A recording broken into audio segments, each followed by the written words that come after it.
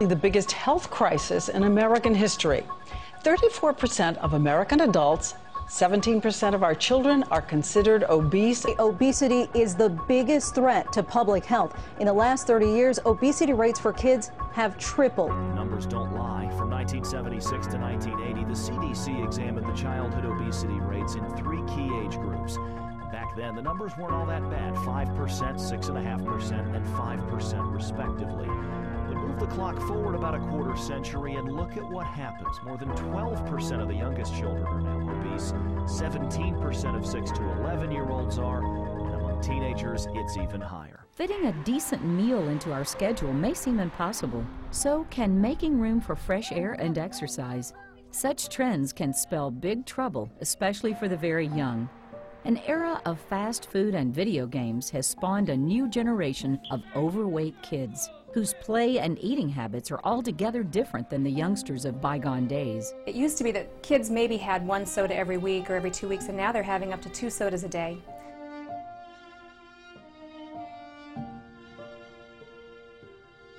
This is what happens in 20 minutes to your child's body when he or she drinks a soda or juice. In the first 10 minutes, 10 teaspoons of sugar hits her system when she drinks a soda, and 7 teaspoons of sugar hits her system when she drinks a juice.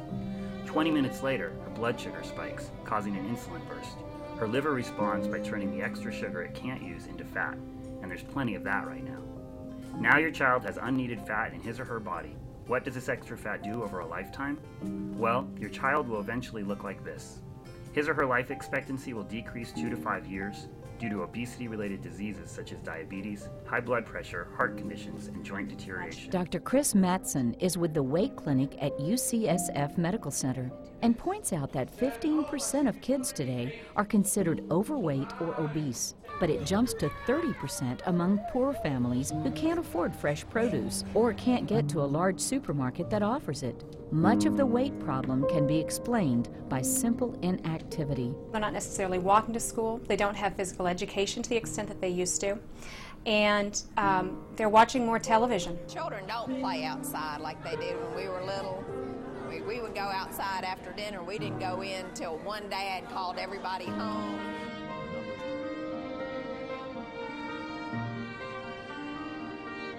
Get them up!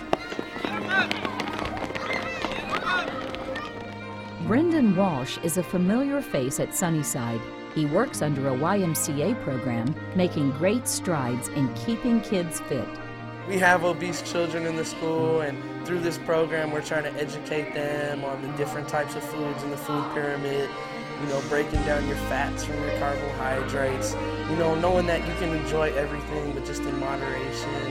The lifestyles of some children can make his job a tough one. Just whipping some of these guys into shape is a challenge, because a lot of them are used to just staying at home and playing video games. And that's why this program's great, is because it's getting them out and getting them moving. And they're learning games that now I see them playing in the playground. I see them doing them after school on their own. We have to take the initiative to do our best to combat the epidemic that's taking hold of America, really. That's exactly what Alan Rossum is doing. He played 12 years in the NFL. Now he's playing lifestyle coach to these triad children and others just like them across the country. A few years back, he started promoting a program called Instant Recess. Something that you can do right next to your desk, right in the classroom, take 10 to 15 minutes.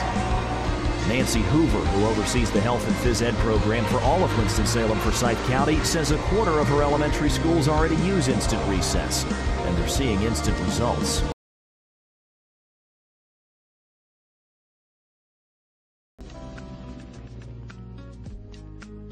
It was probably about a year and a half or so ago, I found out I was diabetic.